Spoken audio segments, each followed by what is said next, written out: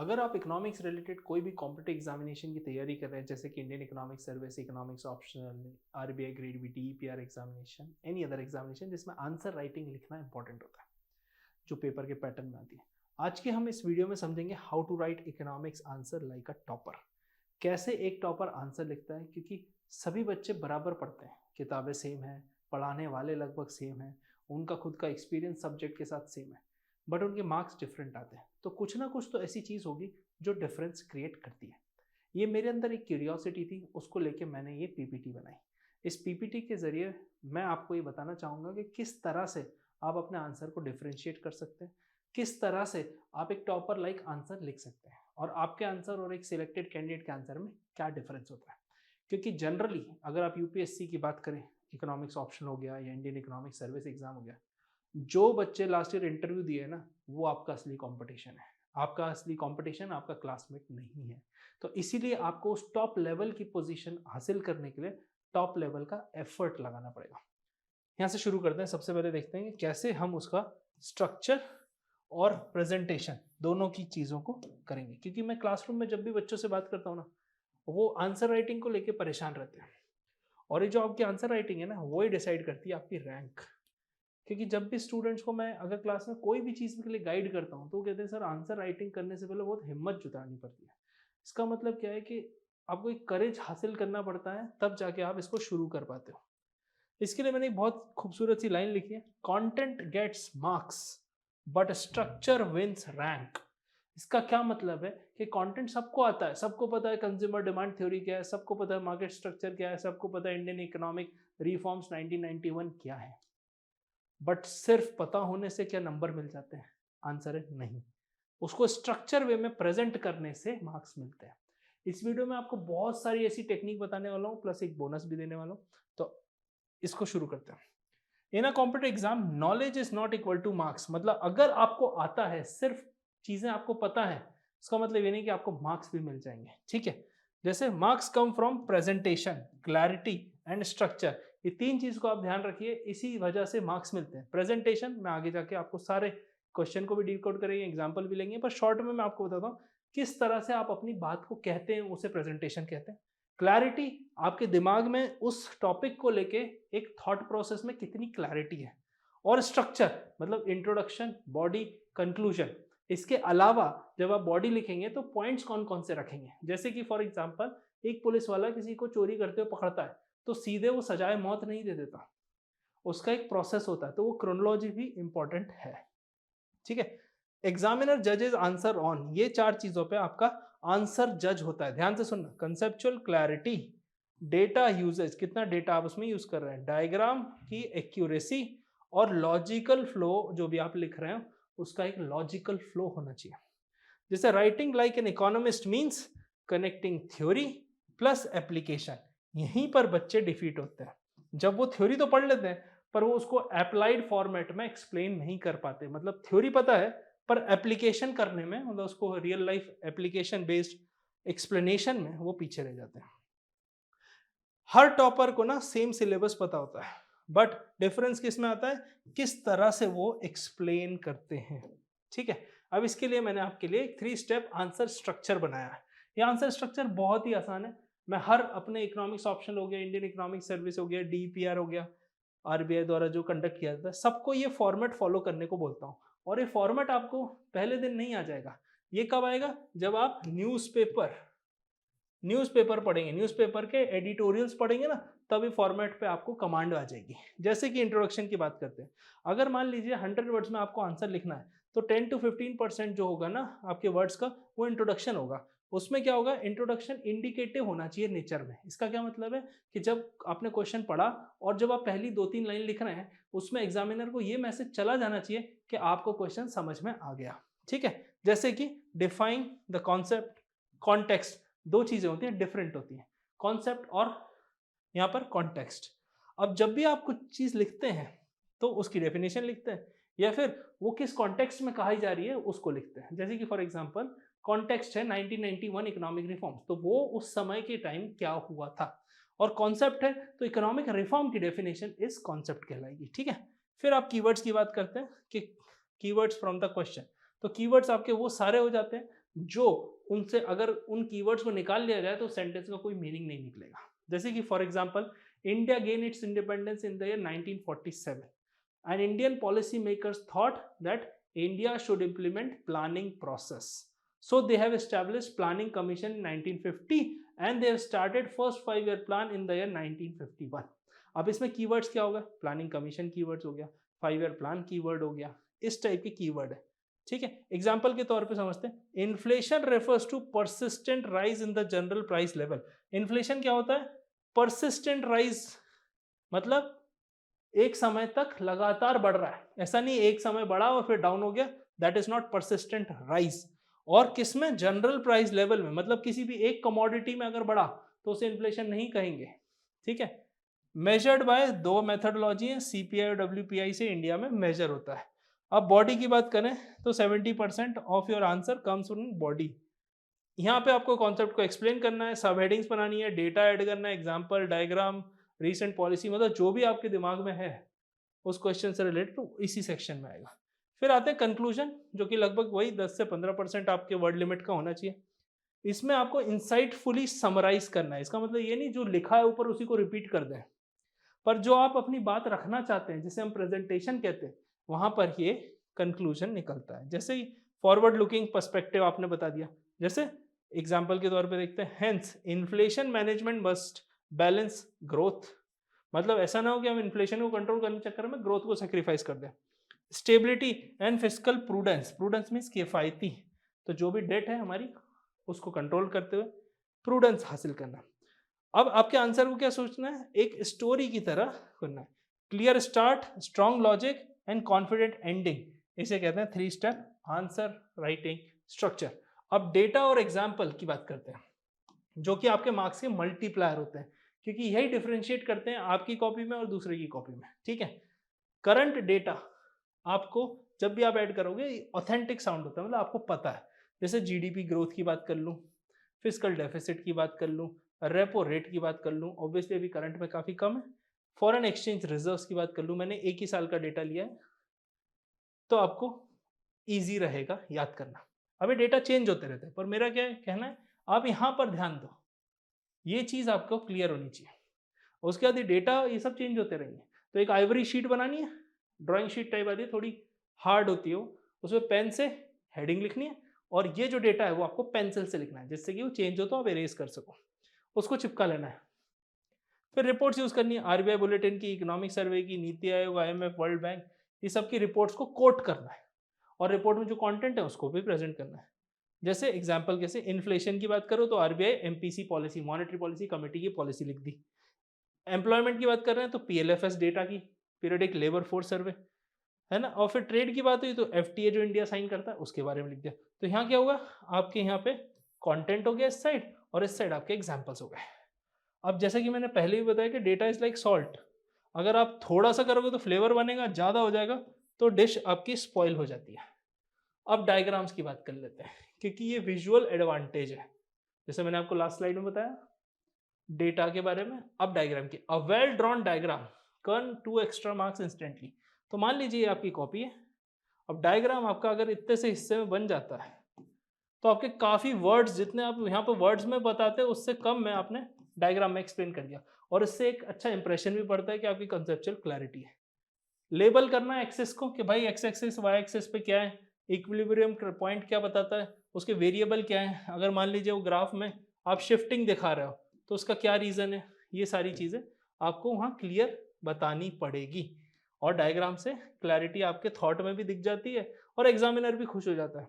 जैसे एरो बनाने अगर आप कोई शिफ्ट बता रहे हो तो, जैसे कि मैंने अभी आपको एग्जाम्पल के तौर पर बताया था, ये आपने डायग्राम बनाया, और अगर आप ये शिफ्ट दिखा रहे हो तो आपको ऐसे इस तरह से एरो बना के शिफ्ट दिखाना है, ISLM कर्व, ADAS क्लियरली बनाना है, आर्टिस्टिकली नहीं बनाना, मतलब जैसे एक आर्टिस्ट अपनी पेंटिंग बनाता है वैसे नहीं बनाना है, अब क्लियरली बताना है, क्लीनली। ठीक है, कॉमन डायग्राम्स क्या है, ISLM हो गया, physical multiplier, cost production curve, PPC, Phillips curve, ये सारे कॉमन डायग्राम्स। ऐसे कॉमन डायग्राम्स और निकाल लो हर सब्जेक्ट के और उनकी प्रैक्टिस कर लो। Pro tip very important, practice diagrams in 30 seconds, precision is more important than perfection. इस चीज का ध्यान रखना, बच्चे काफी टाइम ले लेते हैं, डायग्राम बनाने का पर्पज ही है, टाइम बचाना है, ज़्यादा से ज़्यादा एक्सप्लेन करना है। सो गुड डायग्राम शो क्या दिखाता है, अच्छा डायग्राम, क्लैरिटी ऑफ थॉट, आपके दिमाग में कितनी क्लैरिटी है कॉन्सेप्ट को लेके। They speak faster than words, okay, तेजी में काम करते हैं आपके लिए। अब कैसे थ्योरीज को यूज करना है, थिंकर्स को और कोट्स को, क्योंकि ये बहुत इंपॉर्टेंट है। तो आपको क्या करना है, डेप्थ दिखानी है विदाउट शोइंग ऑफ। बहुत इंपॉर्टेंट स्लाइड है, चाहो तो स्क्रीनशॉट ले लेना। अब आपके जो इकोनॉमिस्ट होते हैं वो कुछ कुछ कहते हैं, उनके मॉडल होते हैं, उनके कोई कॉन्टेक्स्ट होते हैं, अगर आप उसको लेके यूज करोगे ना तो आपको हमेशा फायदा होगा। जैसे Keynes advocated active government intervention, Keynes 1930s के टाइम आए थे, तो उस टाइम ग्रेट डिप्रेशन चल रहा था। ग्रेट डिप्रेशन के टाइम प्राइवेट इकोनॉमी अच्छे से काम नहीं कर रही थी, जो कि फ्री मार्केट इकोनॉमी थी क्लासिकल इकोनॉमिस्ट की। तो कीन्स ने कहा कि गवर्नमेंट का इंटरवेंशन रहेगा तो इकोनॉमी जल्दी रिवाइव हो जाएगी। ये उस समय की बात है। तो जब भी ऐसा कुछ रिसेशन का है, गवर्नमेंट इंटरवेंशन का है, आप कीन्स को कोट करो। मिल्टन फ्रीडमैन 70s में आए थे, स्टैगफ्लेशन और इस समय की बात है, तो उन्होंने मॉनेटरी स्टेबिलिटी की बात की थी, क्योंकि उस टाइम अमेरिकन इकोनॉमी उसी दौर से गुजर रही थी। आर्थर लेविस की बात करूं तो ये डेवलपिंग कंट्रीज के बिहाफ पे सोचते हैं, तो इन्होंने डुअल सेक्टर की बात की। डेवलपमेंट किस में बात की, जो लेबर सरप्लस इकोनॉमी है, जैसे कि हमारी इंडिया, हमारी कंट्री में भी लेबर सरप्लस है। अगर हम सिर्फ टेक्नोलॉजी की बात करेंगे तो हमारा लेबर कहाँ एब्जॉर्ब होगा। आज लोग कह रहे हैं कि ऑटोमेशन ऑटोमेशन ऑटोमेशन, मतलब धीरे धीरे हम मशीन से ह्यूमन को रिप्लेस कर रहे हैं। आज तो आप रिप्लेस कर लोगे, पर ह्यूमन के पास अगर जॉब्स ही नहीं होंगी तो वो अर्न नहीं करेंगे, अर्न नहीं करेंगे तो आपका प्रोडक्ट खरीदेगा कौन। तो कहीं ना कहीं लेबर सरप्लस इकोनॉमी हमको शिफ्ट करना है, वो शिफ्ट को भी ध्यान में रखते हुए। अब आपको इन सबको मेमोराइज नहीं करना है, आपको इंटीग्रेट करना है नेचुरली। जैसे मैंने आपको आर्थर लेविस के एग्जांपल से समझाया, मैंने कैसे याद किया है वैसे ही याद किया, कॉन्टेक्स्ट को लेके, मिल्टन फ्रीडमैन का अमेरिकन इकोनॉमी को लेके, ये ग्रेट डिप्रेशन को लेके। तो इस तरह से जब आप याद करेंगे ना तो आपको याद नहीं करना पड़ेगा, ये आपके दिमाग में इंटीग्रेट हो जाएगा। Always connect to Indian context, क्योंकि आप देश का एग्जाम दे रहे हैं तो आप इंडियन कॉन्टेक्स्ट से हमेशा कीजिए, नीति आयोग की बात कीजिए, रिफॉर्म पॉलिसी, इन सब की बात कीजिए। क्योंकि when you site right economist, अगर आप सही इकोनॉमिस्ट को कोट करेंगे ना सही जगह पर, आपका आंसर मेमोरेबल बन जाएगा एग्जामिनर के लिए। समझदारी का लेवल दिखाता है वो। Example, how to write a 15 marks answer, यहां से देखते हैं कैसे होगा। मान लीजिए एक क्वेश्चन है, डिस्कस। तो सबसे पहले यहाँ पे अपन क्वेश्चन को डिकोड करते हैं, ठीक है। ये हो गया आपका डायरेक्टिव, मतलब किस डायरेक्शन में आपके क्वेश्चन का आंसर वो मांग रहे हैं। क्या करना है, डिस्कस द रोल, और कुछ नहीं लिखना है। क्या लिखना है, रोल किसका, फिस्कल पॉलिसी का, किस चीज में, इकोनॉमिक ग्रोथ में। वेरी इजी क्वेश्चन, सिंपल लिया मैंने, जिससे आप क्वेश्चन को ब्रेक करके समझ सको, ठीक है। इंट्रोडक्शन में क्या लिखना है, आपको फिस्कल पॉलिसी डिफाइन करनी है, उसके ऑब्जेक्टिव लिखने हैं।